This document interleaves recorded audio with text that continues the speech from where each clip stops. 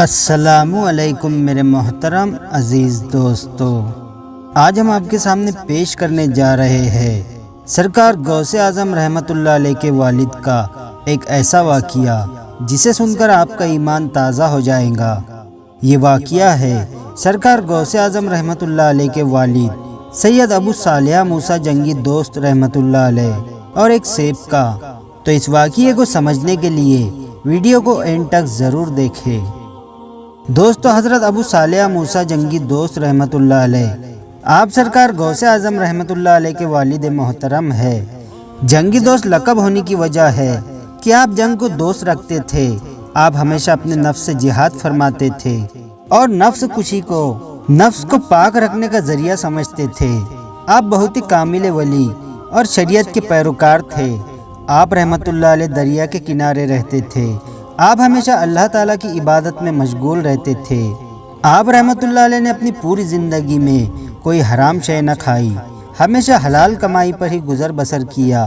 آپ رحمت اللہ علیہ گاؤں میں مزدوری کرنے جاتے اور وہاں سے جو پیسے ملتے انہی سے کھانا خرید کر اپنا گزر بسر کرتے، لیکن کبھی بھی کسی حرام شے کو پسند نہ کرتے، ہمیشہ حلال ہی کھاتے۔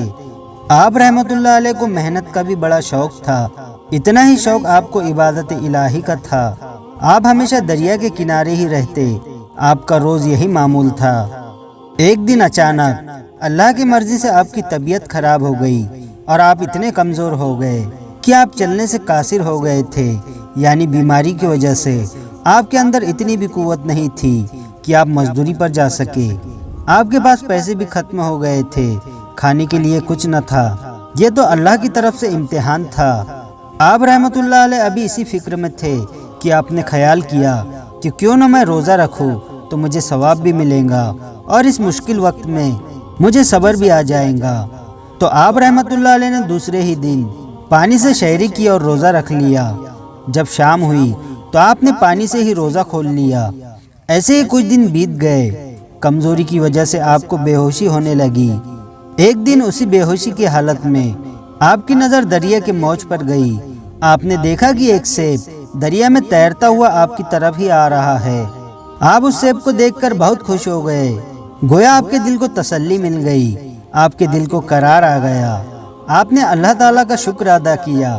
اس دن بھی آپ رحمت اللہ علیہ روزہ سے تھے۔ آپ نے سوچا کہ آج میں روزہ اسی سیب سے کھولوں گا، اب مجھے قرار مل جائے گا اور میری بھوک بھی مٹ جائے گی۔ اب وہ کنارے پر بیٹھ کر سیب کا انتظار کرنے لگے۔ وہ سیب بہتا بہتا آپ کے پاس آیا۔ آپ نے اسے اٹھا لیا۔ جیسے ہی افطار کا وقت ہوا تو آپ نے اسے نوش فرما لیا۔ جیسے ہی آپ نے وہ سیب کھایا تو اللہ تعالیٰ کا شکر ادا کیا اور آپ کے دم میں دم آ گیا، یعنی آپ کو راحت ملی۔ آپ کئی دنوں سے فاقہ کر رہے تھے۔ جب آپ نے وہ سیب نوش فرما لیا تو آپ کو خیال آیا کہ میں نے تو یہ سیب کھا لیا ہے، لیکن کیا یہ مفت کا سیب جائز ہے؟ آج تک تو میں نے کوئی حرام چیز نہیں کھائی، لیکن آج جو میں نے یہ مفت کا سیب کھایا ہے، کیا یہ مجھ پر جائز ہوگا؟ یہ سوچ کر آپ بہت پریشان ہوئے اور آپ رحمت اللہ علیہ نے سوچا کہ جس جگہ سے یہ سیب آیا ہے کیوں نہ اسی طرف جایا جائے، اور جس درخت سے یہ سیب گرا ہے اسی درخت کے مالک سے معافی مانگی جائے۔ اگر وہ مجھے معاف کر دے گا تو میرا یہ گناہ دھل جائے گا۔ جس جانب سے یہ سیب آیا تھا آپ نے دریا کے کنارے اسی جانب چلنا شروع کر دیا۔ آپ کی آنکھوں میں آنسو تھے اور آپ اسی جانب چلے جا رہے تھے۔ تھوڑی ہی دیر چلے تھے کہ اچانک آپ کو ایک سیب کا باغ دکھا جو اسی دریا کے کنارے ہی تھا۔ ایک درخت کی ڈالی اسی دریا کے اوپر ہی تھی۔ اسی درخت کو بہت سارے سیب لگے ہوئے تھے۔ آپ نے سوچا کہ ہو نہ ہو یہ سیب اسی درخت کا ہے جو گر کر اور دریا میں بہہ کر مجھ تک پہنچا ہے۔ آپ نے جیسے ہی اس باغ کو دیکھا تو اس کی جانب گئے۔ آپ جیسے ہی اس باغ میں داخل ہوئے تو آپ نے دیکھا کہ ایک بزرگ عبادت میں مشغول ہے۔ آپ وہیں پر کھڑے ہو کر انتظار کرنے لگے۔ جیسے ہی وہ بزرگ عبادت سے فارغ ہوئے تو آپ رحمت اللہ علیہ بڑے ہی ادب سے کھڑے ہو گئے اور ان بزرگ سے فرمایا کہ حضور، مجھ سے ایک بہت بڑا گناہ ہو گیا ہے، حضور میں آپ کا قصوروار ہوں، مجھے معاف کر دیجئے۔ ان بزرگ نے کہا، تم سے کیا گناہ ہو گیا ہے اور تم مجھ سے معافی کیوں مانگ رہے ہو؟ تو آپ رحمت اللہ علیہ نے فرمایا، حضرت آپ کے باغ کا ایک سیب دریا میں بہتا ہوا مجھ تک پہنچ گیا اور میں نے وہ سیب کھا لیا۔ میں آپ کے پاس اپنے اس گناہ کی معافی مانگنے آیا ہوں۔ اگر آپ مجھے معاف کر دیں گے تو میرے دل سے یہ پریشانی دور ہو جائے گی۔ جن بزرگ کے باغ کا وہ سیب تھا وہ پہلے تو مسکرائے اور پھر کہنے لگے، تم نے بہت بڑا گناہ کر دیا ہے، یہ کوئی چھوٹا گناہ نہیں ہے، تم نے بغیر پوچھے ہمارا سیب کھا لیا، میں اس بات کو ایسے ہی درگزر نہیں کروں گا، جو غلطی تم نے کی ہے میں اس کی تمہیں سزا دوں گا۔ تو حضرت ابو صالح رحمۃ اللہ علیہ فرمانے لگے کہ آپ جو سزا دیں گے مجھے منظور ہے، میں نے گناہ کیا ہے تو میں سزا کا بھی حقدار ہوں، آپ جو بھی سزا دیں گے میں ہنسی خوشی قبول کر لوں گا، بس آپ یہ میرا گناہ معاف کر دیجئے۔ ان بزرگ نے فرمایا کہ آج سے تمہاری سزا یہ ہے کہ آج سے اس باغ کی دیکھ بھال تم کرو گے اور ہمارا کہا مانو گے، اور اس باغ کے سیب توڑنے ہیں اور انہیں بیچنا ہے، لیکن خبردار ایک بھی سیب تم نہیں کھاؤ گے۔ حضرت ابو صالح رحمۃ اللہ علیہ نے فرمایا، آپ جو بول رہے ہیں میں وہ سب کروں گا، مجھے یہ سزا منظور ہے۔ اس کے بعد آپ رحمۃ اللہ علیہ نے اپنا یہ معمول بنا لیا کہ صبح شام باغ کی دیکھ بھال کرتے، سیب بیچتے اور عبادت الہی میں مشغول رہتے۔ وہ بزرگ آپ پر نظر رکھے ہوئے تھے، انہیں آپ کی ہر ادا اچھی لگتی تھی کیونکہ آپ اصولوں کے مطابق یہ کام کر رہے تھے۔ حضرت ابو صالح رحمۃ اللہ علیہ کو خدمت کرتے کرتے کئی سال بیت گئے۔ ایک دن حضرت ابو صالح رحمۃ اللہ علیہ ان بزرگ کے پاس گئے اور کہنے لگے کہ حضور میری سزا کب پوری ہوگی اور میں اپنے گھر واپس کب جاؤں گا؟ ان بزرگ نے فرمایا، ابھی کچھ وقت باقی ہے، اس کے بعد تمہاری سزا پوری ہو جائے گی۔ حضرت ابو صالح رحمۃ اللہ علیہ نے فرمایا، ٹھیک ہے، آپ جیسا کہیں گے میں ویسا ہی کروں گا۔ اس کے بعد آپ رحمۃ اللہ علیہ واپس اسی باغ کی دیکھ بھال کرنے لگے۔ کچھ سالوں بعد پھر ایک دن وہ بزرگ کے پاس گئے اور فرمایا کہ میری سزا ابھی تک پوری ہوئی یا نہیں؟ تو ان بزرگ نے فرمایا کہ تمہاری سزا پوری ہو چکی ہے، لیکن ابھی میں تمہیں ایسے نہیں چھوڑوں گا، ایسے نہیں بخشوں گا، ابھی میری ایک شرط ہے۔ آپ رحمۃ اللہ علیہ نے فرمایا کہ شرط؟ کیسی شرط؟ آپ کی کون سی شرط ہے؟ تو ان بزرگ نے فرمایا، میری ایک لڑکی ہے، وہ منہ سے گونگی ہے، کانوں سے بہری ہے، آنکھوں سے اندھی ہے اور پیروں سے لنگڑی ہے، وہ جوان ہو چکی ہے اور میرے دل کا چین بھی ہے، اور میں اس کی شادی کرنا چاہتا ہوں، تمہیں میری بیٹی کے ساتھ نکاح کرنا ہوگا، پھر تمہاری غلطی معاف ہوں گی۔